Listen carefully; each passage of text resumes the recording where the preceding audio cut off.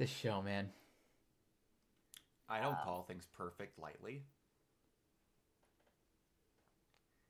The show sticks the landing. We haven't gotten it yet, but It's building up to it.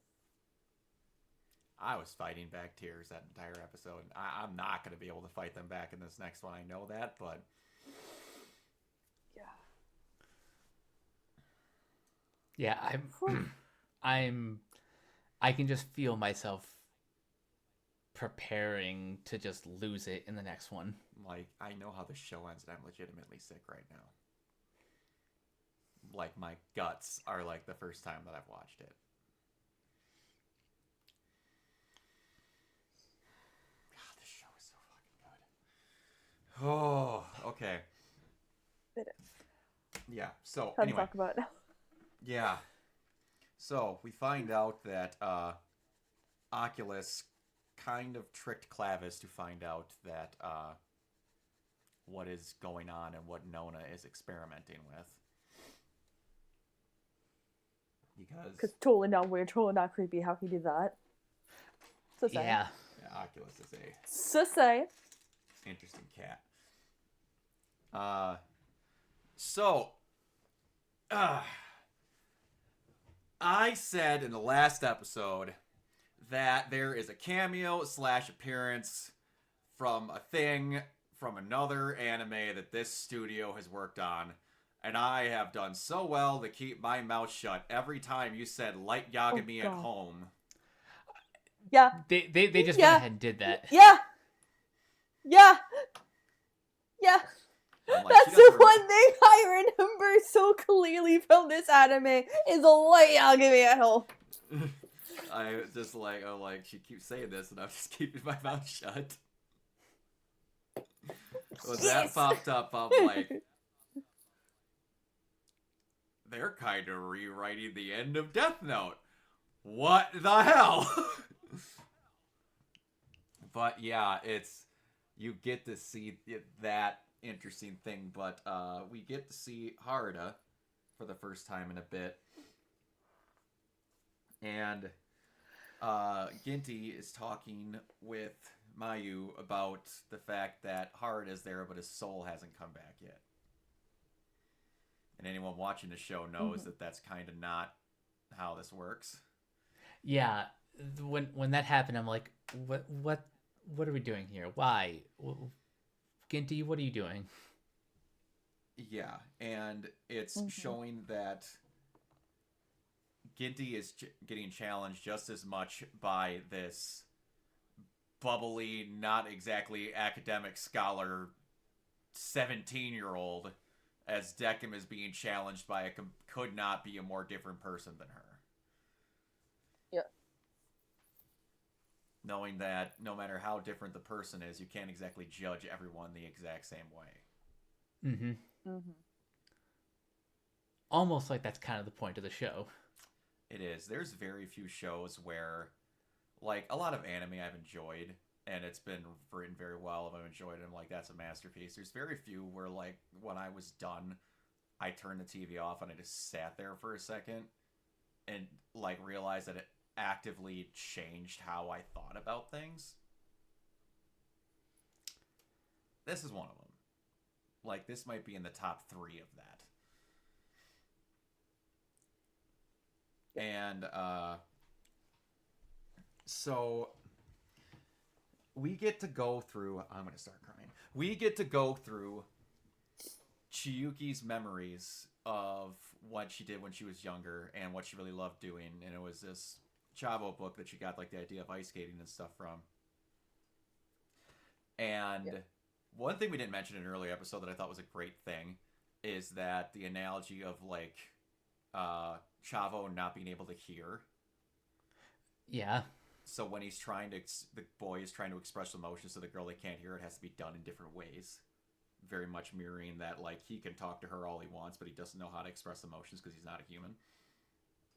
But, so we get to see Chiyuki's growing up into, like, ice skating and doing all this stuff. up until a career-ending injury. People that don't know, and I'm pretty sure I've expressed this several times on this channel, but I've always wanted to be a parent. Specifically, I've always wanted to have a daughter. That like perfect daddy-daughter, like daddy's girl relationship I've always wanted. So those flashbacks kind of like eviscerated my soul when I was watching this for the first time. Yeah, that's your weakness. It is. It is a very big one, and there's not many cuter anime kids I've seen in my life than the younger version of Chiyuki. She is quite adorable. She is. Yeah. And this is going to get a little personal here. I'm pretty sure I've talked about this. I know I've talked about this with Mike because it got brought up in Gurren with Rasiu. But there has been 2 separate points in my life where if I hadn't been stopped, I would have committed suicide. And the feeling of the group of friends and the people that you all knew around you, after something happened, all of them feeling like strangers and feeling alone and not knowing how to process that, is exactly what drove me to that situation for the stuff that happened with what my dad did in my dad's side of the family and a good chunk of the people that I knew for not knowing the situation and all that and just totally disappearing out of my life. So this isn't even the first suicide in the show. Like the one with the gamer, I can't remember his name off the top of my head. But yeah, just showing that this young, bright kid that everybody loved and had all these friends and even said that she had all this important stuff in her life, you can go from the happiest person on the planet to absolute zero wanting to end your life in no time. Even when you know in your heart you have all these good things. And that, like, showing, they don't even go out of their way to show a ton of what happens. Like, you get to see the blade in her by the tub and stuff like that, but the thing that hurts even more, honestly, than that is seeing her in her bedroom alone, surrounded by all the great things she's done in her life, and she still feels alone and useless. Yeah. When you can do so much with so little, like you don't need to have some overbearing, overdone exposition about something. You can just have a person be blatantly honest and show through on the screen how gut-wrenching it is. I will appreciate that 1,000 times over them having to over-explain how a person's feeling. Same. And this is one of the things where I know I've said it 100 times while you're reading this. Every now and then, take a chance on someone at your studio's idea. Because, again, this is not based off a manga. This don't have no light novel. This has got nothing. This is just based off a one-shot short. And then this whole thing came out of it. Yep, and they ran with it. Yeah, it's... This is why I often champion the original anime, because, you know, they're not always going to be good. No. But when they're this good, you want everyone to see it. Yeah. And I'm getting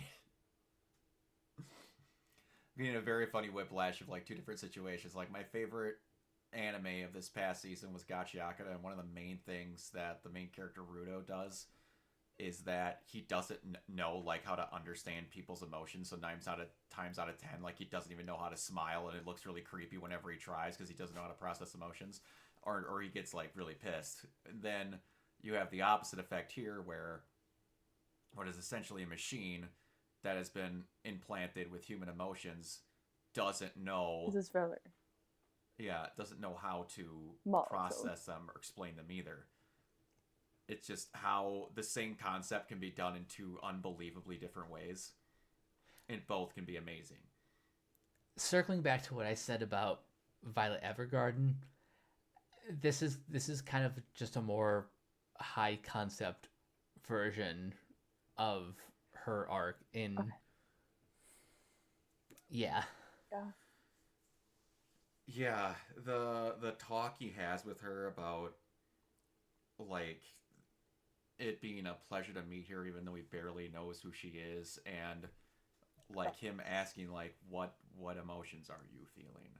And she's like, well, it would be sad. He's like, is it wrong of me that I want to understand how that feels? Feels. And this is one thing that I need to communicate to people. For again, a guy that tried to commit suicide twice and had a very sad childhood that grew up with people saying, "Hey, why don't you just be happy?" Sadness is a human emotion that actually needs to be felt. Hmm. I'm not saying And you just give up actually on. be validated. Absolutely. I'm not saying you need to give up on life every single time something upsets you. But if every time something upsets you, you just grin, bear it, and move on, it's going to build up to the point of where you're going to be just done with life, and then you're going to Yes. almost do the stupid thing that I almost did. You need to allow yourself to be sad every now and then.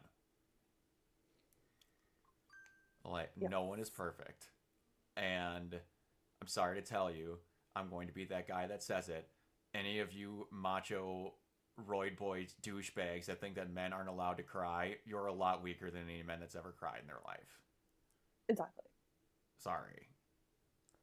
Just thought I'd No. let you know that. I guess to kind of deep dive more into it is that, like, the millennial generation, like, everyone has anxiety and depressed because we were taught not, like, you need to suppress your emotions. Or, oh, just get over it type of ordeal. Mm-hmm. And that is not the way to go about it, especially starting from a young age where a child is learning and figuring out their emotions. You want them to know and understand, like, hey, you're allowed to feel this. Like, you're like, these are emotions that are okay. Everyone feels these emotions. Mm-hmm. You need to teach them young how to understand their emotions and kind of regulate them in a healthy manner instead of unhealthy styles and just bottle it out thinking, oh, you're fine, get over it. Mm-hmm. Yeah, and I work in early child care. yeah, no, I get you. And there's a way to where you balance it. There's the thing to where you need to realize there's time where you need to process, but you can't linger in that for too long. You need to have the appropriate time to process and then move on, because it can be a negative both ways. Mm-hmm. If you linger for too long, you get into a pit of where someone's going to scream at you that you need to get over it, and you actually do, but you're unable to. Yeah, So you need to learn how to regulate that emotion, yes, but in a absolutely. healthy manner. Yeah, and that's where when I was younger, I went to counseling for most of my life, and then into a degree had it with my now father figure. But yeah, I'm normally a person that watches shows to be like bing bang boom explosions, cool sword fight, whatever. That's normally what I look for. Pretty colors. Pretty colors, yeah. Like, normal. My favorite anime is Gurren Lagann. Like, I'm not saying it's not emotional. It's not, because that's one of the most well-written animes, and anyone who says they won't watch it because it's a mech show, you're a fucking moron, and I will die in that hill. Because the best thing about the show is not the mechs, and it's the best mechs you ever find in anime. Die on that one. I don't care. But, so... Then, this, like... There's been few where it started with Madoka, and then leading into Violet, and then I watched Angel Beats after this, right? Or did I watch before? Either way, they're around the same Like, time. who the 'cause, fuck hurt you? I hate myself. I did. That's like I'm surprised your light in April wasn't thrown into that mix because holy fuck, are you okay? just shush. So, like, here's the thing. Are you okay? Here's the thing. Like, this is me just trying to say that you can enjoy other forms of animation. Now, I myself did not know that these animes that I picked one after another were this fucking sad when I watched them. Like, a little small tangent before we move on. I was, like, in a horrible depressive state during COVID. Oh, Like, God! Yeah, You're telling me you watched Madoka Magic and then jumped into this? Are you No, okay? there was Do we have an no. intervention? There was time in between them. There was like 4 to 6. There was like 4 to Okay, 6 animes okay, because between like, each. oh dear God. No, but and Mike has watched it. I don't know if you have. That's how me sorting out my big anime list and stuff happened. And then it's like, you know what? I'm going to finally start being a kid that hasn't watched the same 6 animes for 27 years. I'm going to actually like start nailing these. And again, horribly depressive state because I had just turned 30 and I had a borderline midlife crisis of like stuff not doing as things in my life, other things and whatever. I just turned 35 turning like 4 days 30 ago. amazing, everyone? Oh yeah, it's great. But like, and then the first one I watched was Akame ga Kill. So that was my awesome, and then it was like, I love this shit. Like, but it was fine. After that, it was fine. So we were good. It was all fine. Everything was fantastic. But yeah, it's anyway. But I'm just getting at with it. I ended up that. Yeah. So what I'm getting at here is, you never know what shows you're going to love unless you give them a chance and be a little bit outside of your comfort zone. Because if someone would have told me, like, roughly the concept of this, it probably wouldn't have been something that triggered me to want to watch it until I just watched it on my own. Again, I had a list of like 10 animes in a row I was going to watch, and then just randomly, I only clicked it because it showed up on the recommendeds on Crunchyroll. So yeah, just give things a chance because you never know what kind of your best shows and favorite shows you're ever going to find. Mike, do you have anything else before we finish this bad boy? Oh, I forgot to. So we're not done. We're not done. There's a lot we still need to talk about here. Decim drugged Chiyuki. Yeah, I was gonna say we should probably address the very ending of this. Yeah. He drugged Chiyuki, so... I was going to say, like, there's so much more to talk about. We just went on a whole tangent. We went on a tangent. But anyway, so drugs Chiyuki and then calls Quinn to get the memories that she had fully prepared because of Nona knowing full well what was going to happen. You then have Mayu and Ginty. Oh yeah, that happened. Where Mayu, like, bitch... And this is one thing that made me really appreciate Mayu's character. Where she openly she's like, Ginty's like, what the hell is the deal with this guy? What did you dedicate your whole entire life to? And she's like, yeah, it may not be the life that everybody else would be proud of, but I fucking enjoyed it, so I don't care. Yeah. It was my life. I lived it how I wanted to live it. Yeah, and then questioned him where he's just like, you sit here and judge people your entire life. What's so special about you? What's the purpose in yours? And he's like, this is what I'm told to do. He's like, well, I don't care. You do everything someone tells you to do. And then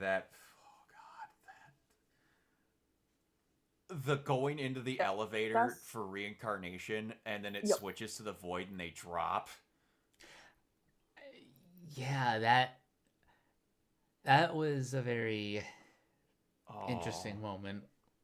And that final scene where they're falling through and like their their mannequins land holding hands because she just like the one nice thing she had in her life was him. Even if he was not a great person. Yeah. Like, them falling is the only thing I remembered. So that's why I knew, like, yeah, this gets dark. Yeah. In the next episode, like, I've told Mike before that and I know I probably said this already, Zeno Robinson had his best performance of his entire life as Jabberwonger in Gachi. The next episode is the best vocal performance that Alex Organ's ever going to give his entire life. I am looking forward to this. Yeah. And I will fight anyone that thinks otherwise. I like Spy Family. They are not in touch in this. Sorry. It's just not. That's why the first episode, you're like, oh yeah, Deku is... I'm like, there's no fucking way it's the same man. It's the same guy. That voice is Deku because of the ending. Yeah. Like, there's no fucking way. Yeah. Gentle Giant, absolute, just great guy. But yeah. And I It's- love Lloyd Forger. Like, I love the voice. Like, I loved Oh, his voice. That's why I'm like, there's 100%. no way the same person did both. Yeah, it's almost like these voice actors are really talented and they don't all sound all the same, and people who have that take can go shove it up their ass. Hey! And this is why you should hire voice actors to do the dub instead of using AI to dub yaoi anime, Amazon. Which thankfully that got nipped in the ass for now. But all right. Thank God it got nipped so fast, but oh my God, the clips were so bad. Oh yeah. Oh my God. It's almost like human emotion is what matters when you act. Exactly. Crazy. Especially that particular anime is driven on that. Yes. And they tried to use AI. It's so bad. Yeah. All right, Mike. And we have Oculus coming to check on Nona because he's very not happy with what she did. I'm very curious to see what the payoff is for that, hair in the because Oculus has been beard. very No. He's a weird man. he's been turning into the creepy anime villain in the background. He's the closest thing to a The villain this creepy show old has. man. Because like up until now, Yes. the only villain this show No, has yeah. had is like emotion. Like this show realistically doesn't have a villain in it. Like it doesn't. It's just emotion. The villain has been the situation, the stakes. Yeah, it's been life has essentially been the villain for every character in the show. But yeah, so Because we all know life is a true villain here. Oh God, don't remind me. All right, Mike, where can everybody find you? You guys can find me on various social media sites at Captain K42. You can check out my quick thoughts on letterboxd.com/CoachK42. And you can follow Renegade Pop Culture on Facebook and Blue Sky at Renegade Pop Culture. And you can follow us on YouTube at Renegade Pop Culture or Organoid Zero. Yeah. You can also find us on Podchaser. Consider supporting our Patreon at patreon.com/Renegade Pop Culture. Listen to all of our podcasts on Spotify, Apple Podcasts, or wherever you listen. And last but not least, everything can be found at renegadepopculture.com. Need an escape? So do we. Absolutely. Miss out. And you can find me on Twitter and Blue Sky at Keep11028. And you can find me everywhere at Organoid Zero, mainly on Twitch and YouTube. If you are interested in cosplays and the like, which now I'm realizing the more I'm watching this, I could have this cosplay done this year, so I'm probably going to. Deckham's one that's on my list. All I would really need is the contact and the wig, and you can buy everything else at the store. But if you like cosplay and the like, you can check out my Instagram over at Organoid Zero, spelled the exact same way. We're going to finish this bad boy off with the next one, so until next time, we will see you all later. Peace. Bye! Bye!